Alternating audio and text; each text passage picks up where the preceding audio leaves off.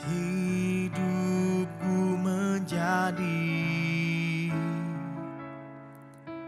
biji mata Tuhan. Kau ukirku indah, rencanamu indah. Ku beri hidupku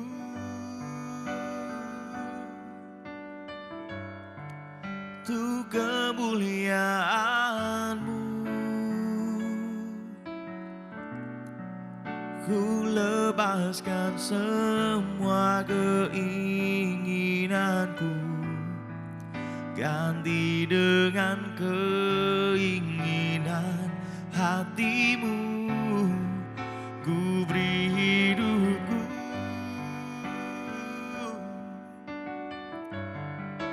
untuk kemuliaan-Mu, karena ada mahkota yang Kau sediakan bagiku.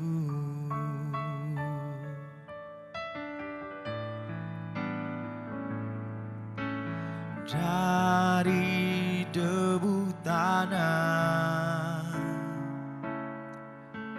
Kau angkat hidupku, hidupku menjadi biji mata Tuhan. Kau ukirku indah, rencana-Mu indah. Ku beri hidupku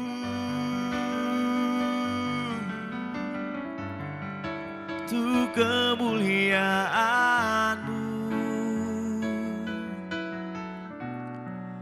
Ku lepaskan semua keinginanku, ganti dengan keinginan hati-Mu.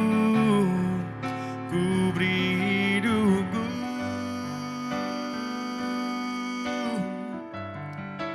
untuk kemuliaan-Mu, karena ada mahkota yang Kau sediakan bagiku.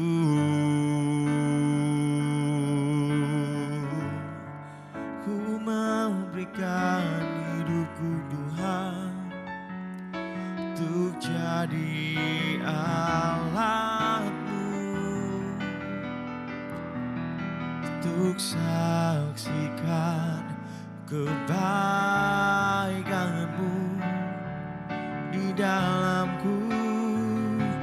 Ku bersyukur, oh ku punya Bapa seperti-Mu, oh Yesusku. Ini hidupku Tuhan, haleluya.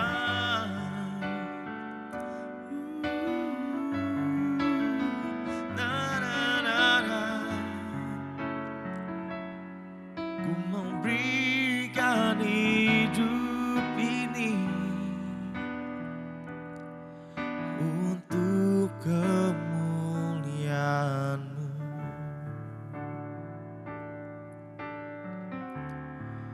Ku beri hidupku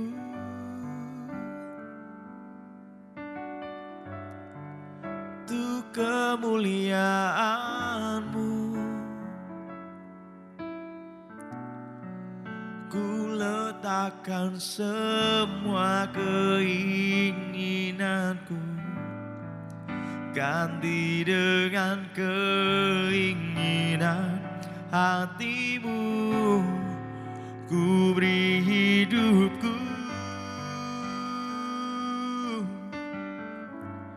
untuk kemuliaan-Mu. Karena ada mahkota yang Kau sediakan bagiku.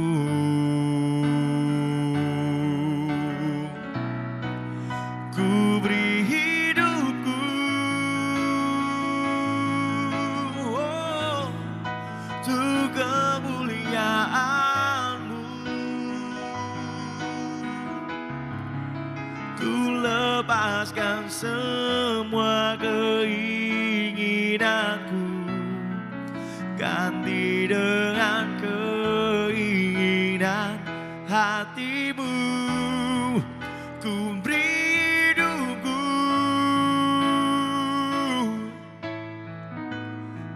untuk kemuliaan-Mu. Karena ada mahkota yang Kau sediakan. Oh, karena ada mahkota yang Kau sediakan. Karena ada mahkota yang Kau sediakan bagiku.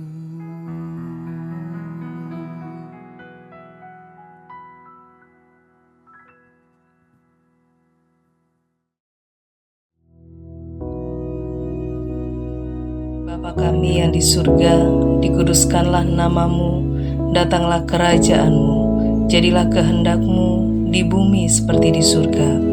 Berikanlah kami pada hari ini makanan kami yang secukupnya, dan ampunilah kami akan kesalahan kami, seperti kami juga mengampuni orang yang bersalah kepada kami. Dan janganlah membawa kami ke dalam pencobaan, tetapi lepaskanlah kami daripada yang jahat. Karena Engkaulah yang empunya kerajaan dan kuasa dan kemuliaan sampai selama-lamanya. Amin.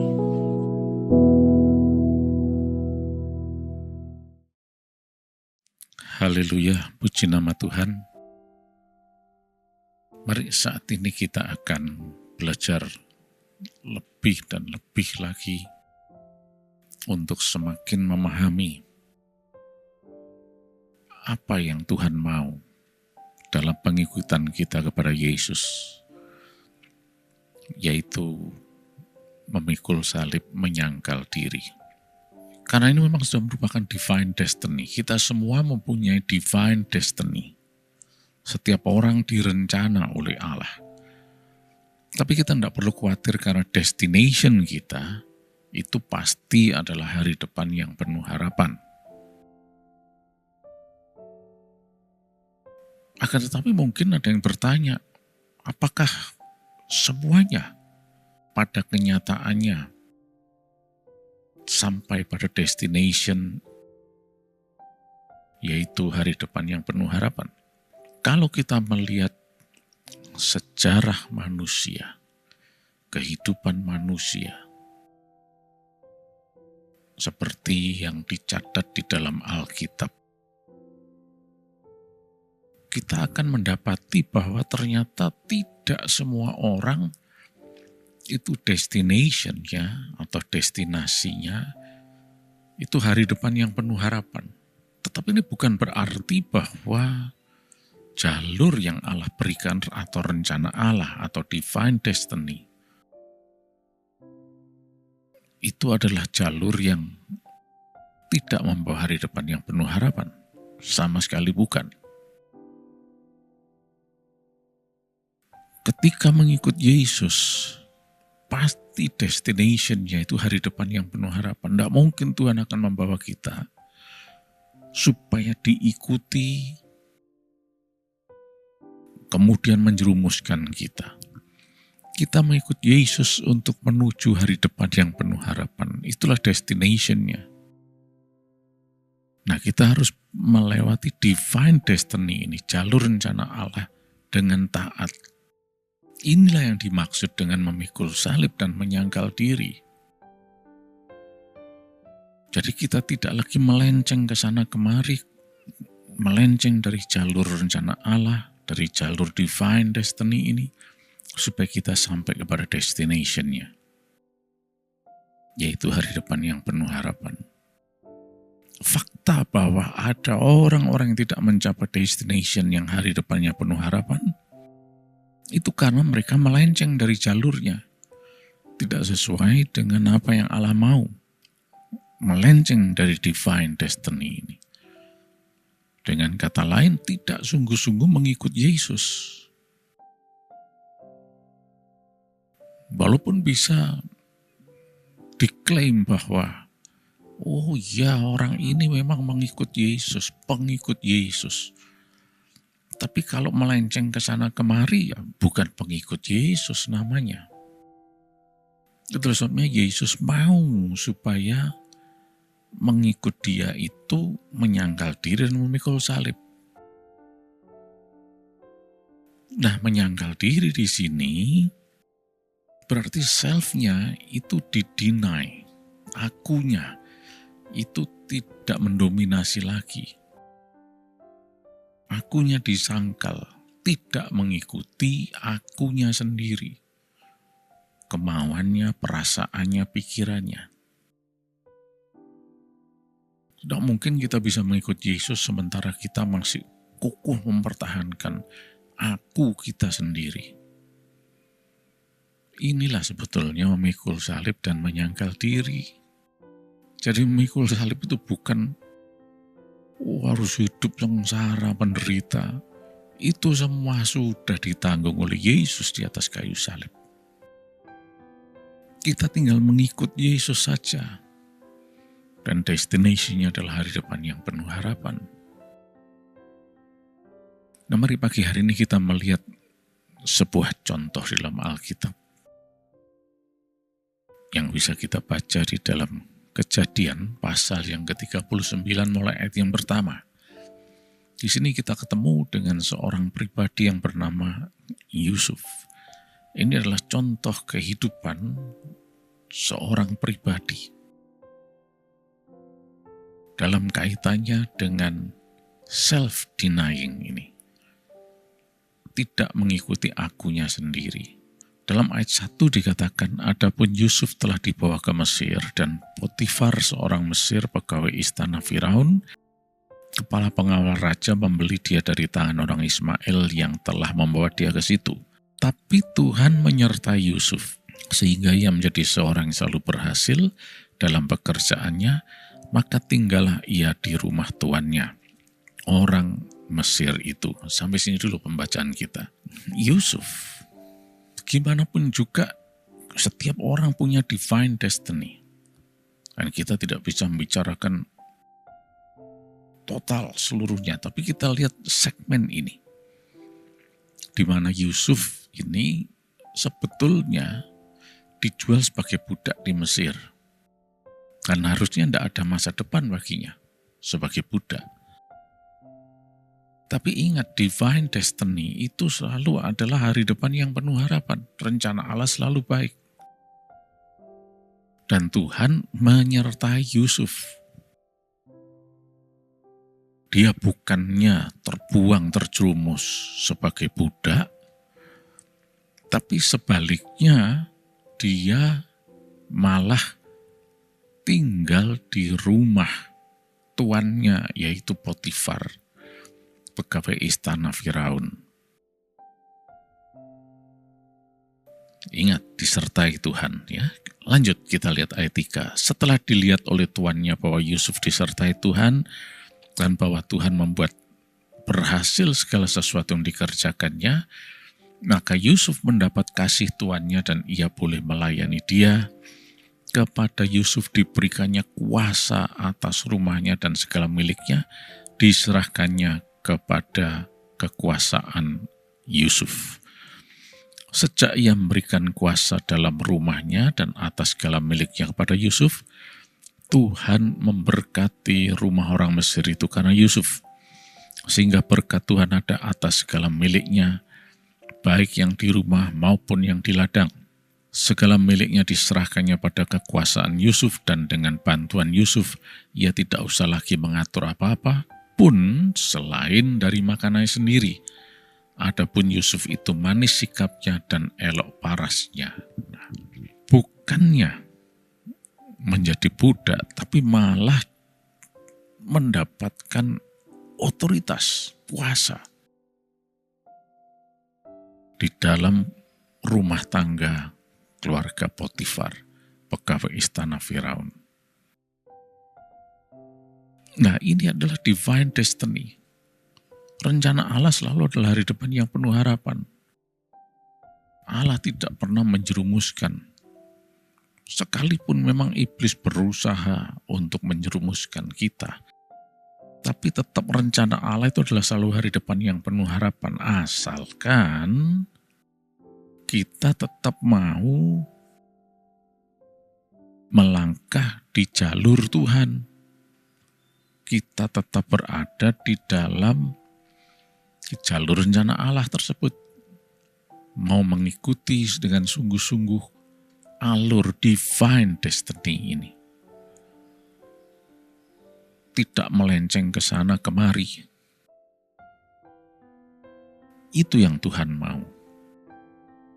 Seringkali manusia lebih mengandalkan akunya sendiri, sehingga dia berjalan ke sana kemari semaunya sendiri. Nah, di sini kita lihat bagaimana Yusuf terbukti mau berjalan dalam rencana Allah. Dan terbukti juga rencana Allah itu adalah rencana yang baik. Karena Yusuf di sini justru bukan terjerumus sebagai budak, tetapi sebagai penguasa atas rumah tangga dari si Potifar ini. Karena apa? Yusuf tidak memakai kemauannya sendiri. Ini adalah contoh orang yang tidak pakai akunya sendiri. Dia mau nurut sama Tuhan. Inilah self-denying. Fakta bahwa Yusuf disertai Tuhan, bahwa Yusuf selalu berhasil dan menjadi berkat, itu menunjukkan bagaimana Yusuf ini adalah, kalau pada zaman Yesus itu dikatakan pengikut Yesus yang memikul salib dan menyangkal diri. Sungguh-sungguh mau berjalan taat di dalam jalur divine destiny Tuhan. Dan destinasinya jelas, hari depan yang penuh harapan. Nah, lebih dalam lagi sekarang kita akan lihat bukti otentik mengenai self-denying dari Yusuf ini. Ketaatan Yusuf ini. Ya, ayo kita lanjut. Lihat ayat yang ke-7. Selang berapa waktu istri tuannya memandang Yusuf dengan berahi, lalu katanya, marilah tidur dengan aku. Tapi Yusuf menolak dan berkata kepada istri tuannya itu, dengan bantuanku tuanku tidak lagi mengatur apa yang ada di rumah ini, dan ia telah menyerahkan segala miliknya kepada kekuasaanku. Bahkan di rumah ini ia tidak lebih besar kuasanya daripadaku, dan tidak ada yang diserahkannya kepadaku selain daripada engkau. Sebab engkau istrinya. Bagaimanakah mungkin aku melakukan kejahatan yang besar ini dan berbuat dosa terhadap Allah? Nah, sampai di sini dulu pembacaan kita. Inilah bukti otentik, bukti yang jelas. Bagaimana Yusuf itu adalah seorang yang self-denying. Tadi di dalam ayat yang ke-6 bagian akhir dikatakan bagaimana Yusuf ini memang cakep, manis sikapnya, elok parasnya. Dan pasti orang yang melihat itu akan terpesona dan tertarik. Tidak terkecuali istri Potifar sekarang tertarik kepada Yusuf dan merayu Yusuf untuk tidur dengannya. Nah, sebetulnya kalau kita lihat situasi seperti ini secara manusia, kalau di atas kertas diadakan perhitungan, mungkin secara manusia sesuatu yang lazim lah.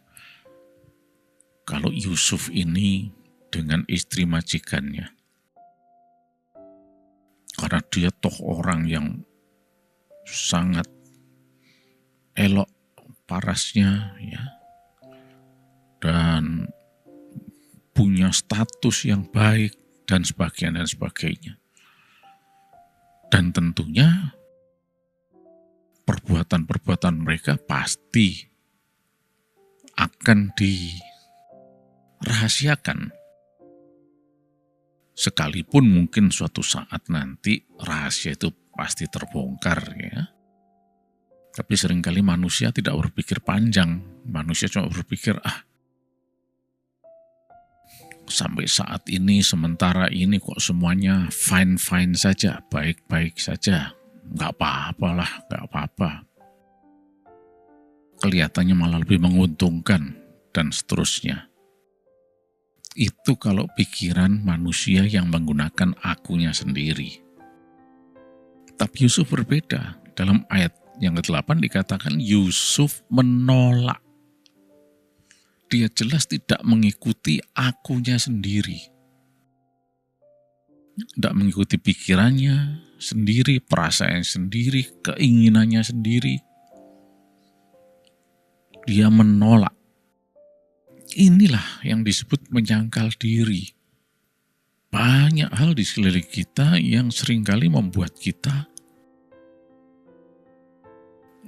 tergiur dan kemudian menggunakan akunya untuk melampiaskan keinginan sendiri, mengikuti perasaannya sendiri, pikirannya sendiri, dan sebagainya. Inilah yang disebut melenceng dari jalur divine destiny atau tidak sungguh-sungguh menjadi pengikut Yesus.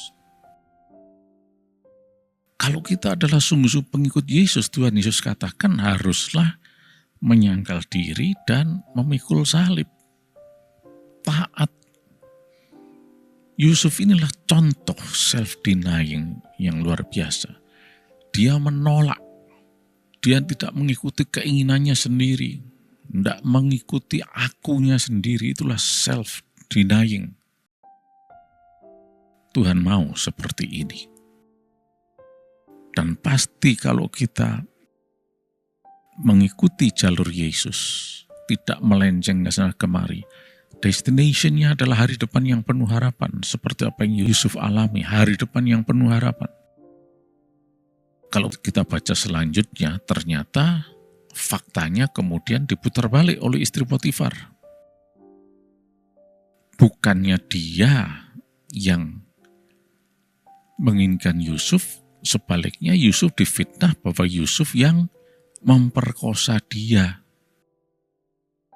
Ya. Inilah situasi yang seringkali terjadi di sekeliling manusia. Akhirnya Yusuf harus dipenjara. Tetapi rencana Allah selalu dari depan yang penuh harapan.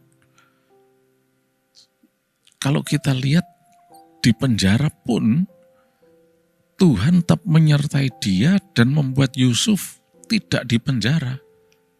Tinggalnya memang di lingkungan penjara, tapi Yusuf tidak di penjara. Coba kita lihat ayat 22-23 ya. Sebab itu kepala penjara mempercayakan semua tahanan dalam penjara itu kepada Yusuf dan segala pekerjaan yang harus dilakukan di situ, dialah yang mengurusnya. Dan kepala penjara tidak mencampuri apa yang dipercayakan kepada Yusuf, karena Tuhan menyertai dia dan apa yang dikerjakannya dibuat Tuhan berhasil. Dalam ayat 21 dikatakan dia menjadi kesayangan kepala penjara dan diberi wewenang untuk mengelola penjara tersebut. Apakah Yusuf di penjara? Iya, di tempat penjara itu. Tapi dia tidak di penjara. Karena dia menjadi manajernya. Wah, tapi manajer mestinya kan di kantor. Loh, emangnya di penjara nggak ada kantornya? Ya kalau manajer kan di perusahaan. Memangnya manajemen itu cuma di perusahaan saja? Di penjara apakah tidak perlu manajemen? Ya tapi kalau para manajer di luar itu kan bebas. Yusuf juga bebas. Tapi dia adalah manajer di penjara. Sama seperti si kepala penjara ini. Apakah dia narapidana? Bukan. Tapi dia bertugas di lingkungan penjara ini. Sudah lihat bahwa orang yang mengikut Yesus hari depannya pasti penuh harapan. Dan kita tahu selanjutnya bagaimana Yusuf tidak terus-menerus menjadi manajer di penjara. Dan dia kemudian menjadi manajer atas seluruh negara Mesir. Seluruh kerajaan Mesir, bisa dikatakan ya Yusuf ini rajanya sebetulnya. Hanya saja di atasnya tetap ada Firaun. Oleh sebabnya istilahnya adalah raja muda atau wakil Firaun. Tetapi gimana pun juga Yusuf ini adalah rajanya betul-betul, ya. Nah, oleh karena itu, mari saat ini kita bisa belajar bagaimana sungguh-sungguh mengikut Yesus, menyangkal diri, memikul salib. Puji Tuhan, terima kasih Tuhan, rencanamu selalu adalah hari depan yang penuh harapan. Terima kasih sepanjang hari ini kami sehat, kami diberkati berkelimpahan, dan kami boleh selalu menyenangkan hati Tuhan. Terima kasih Tuhan, dalam nama Yesus. Amin.